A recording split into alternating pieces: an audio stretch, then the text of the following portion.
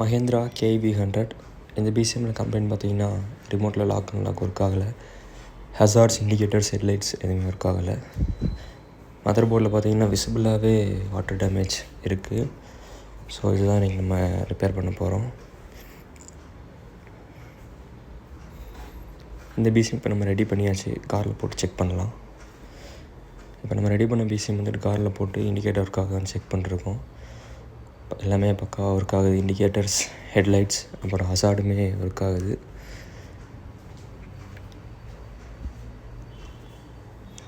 At last நம்ம customer சொன்ன complaint ரிமோட்டில் lock வேலை செய்யலைன்னு சொல்லியிருந்தாங்க.